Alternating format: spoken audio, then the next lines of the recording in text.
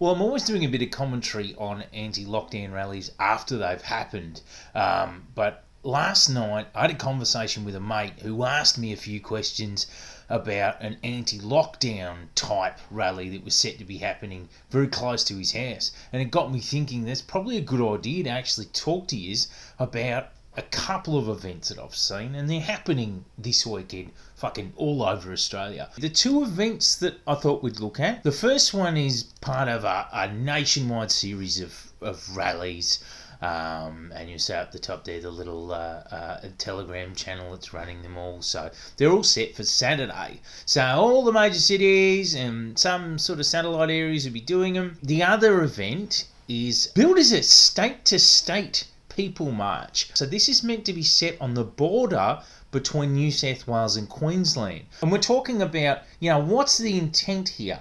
What's the plan with these rallies? Here we go. So the Sydney one says, we will not be forced to have an experimental medical procedure to go back to work.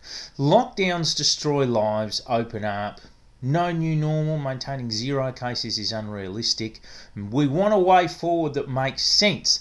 No more medical coercion and no medical passports. So let's go through the litany of actual criticisms that you could make. Many of them have had their work taken away from them. Anyone working in unstable, casual or even cash in hand work, including the construction that got shut down for a lot of Sydney, has pretty much been fucked over, and also, particularly in the case of the cash in hand people, left without any ability to be able to demonstrate that they've got a reduced income, therefore making them eligible for the, for any of the temporary coronavirus supplements that you can apply for now from Centrelink. And you've seen the presence of the ADF on the streets, and particularly if you go to areas like Western Sydney, you can just see coppers everywhere. So they're definitely policing the pandemic. They're not paying people to stay at home, but they're forcing them to do so. And the fact that many people might be without work means that they can't feed themselves.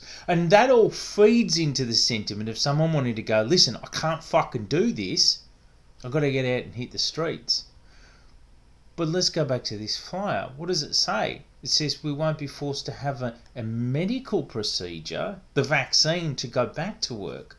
Well, there really only appears to be two options. You either vaccinate people up to a certain stage in order to have a degree of herd immunity that's passable, or you try to stop them from spreading the virus among each other. The problem is, these rallies aren't actually addressing any of the fucking material circumstances. And if we can read between the lines, and we don't have to read that deep, that's happening because it's being organised by people who don't believe in either the virus or the vaccine or all of the above. Now, whether or not you think, I don't believe in the anti-vax stuff, but I am really pissed off about the lockdown thing, or about this or that facet of lockdowns, and that's why I'm attending. What I'm saying to you is that the demands of a rally are really important. Because without those demands, you're essentially just doing what a lot of rallies have been reduced to these days, which is a media harvesting spectacle. There's not going to be an end to the use of vaccines to end a pandemic. That ain't new. That's something that's fairly reasonable and fairly, set in stone as something that people in this world do when there's a pandemic on.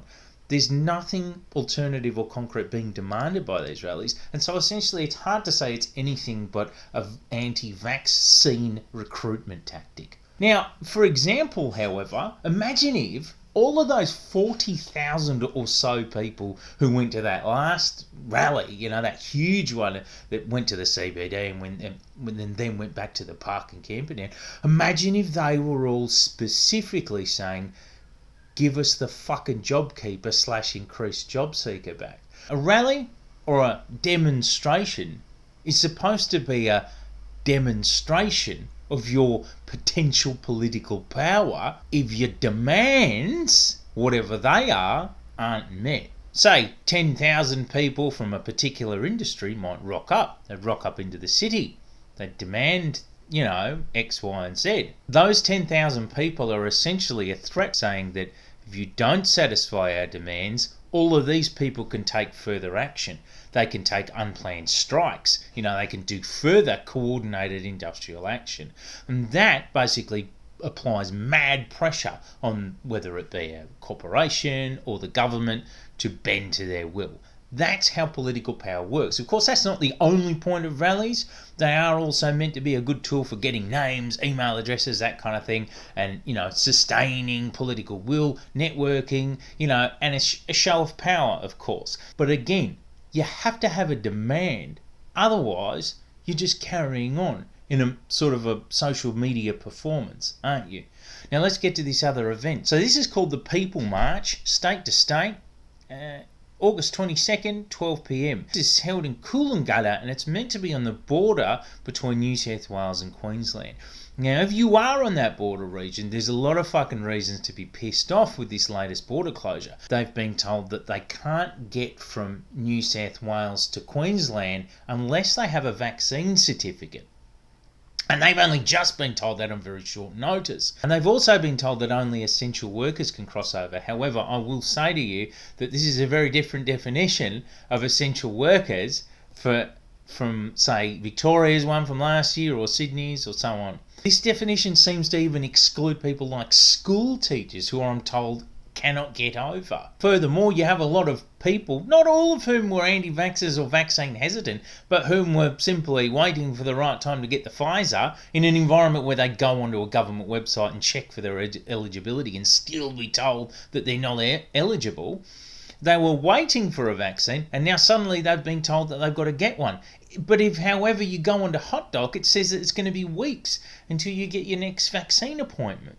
So therefore, you've got a lot of people stuck who cannot get to work. And remember, this is all against the backdrop of the government refusing to provide coordinated fucking relief to people. So there's a lot of reasons, if you live in that area, to be pissed off. The question is this rally actually doing anything to satisfy their concerns? What are the demands of this rally? We are coming together to remind the government that man-made legal fictions are meant to serve the people, not enslave them. So this is some dumb cunt soft-set bullshit, and it means fucking nothing. Don't talk to me about man-made legal fictions. I mean, if we want to sit here and have a chat about the validity of any law or any kind of certain sovereignty, I mean, great, we can all sit there and have that chat. But we know that when we've got very tangible material demands that we could be making, that this is fucking garbage. But we do get a little bit more specific below. This is a walk to demonstrate we're against the no jab, no cross policy. Hey, guess what?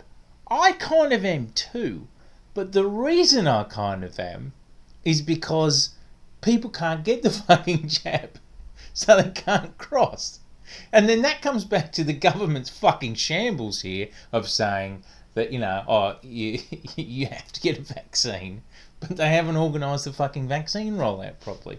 And so what can we do in the meantime for people who can't get a jab and therefore can't cross to get to their non-essential work? Well, we could pay them to stay at home. If we can read between the lines, once again, we don't have to read too far, we know that it's saying the reason that they have a problem with the no jab, no cross policy is because they don't believe in the experimental vaccine. You have people with real demands who are kind of being led up the garden path by people. They're going, oh, come along. Yeah, no, we have your real concerns all sorted here. But then when you do go along to the rally, you're basically being onboarded into an anti-vax conspiracist scene, which is not, let me repeat, going to get you anything.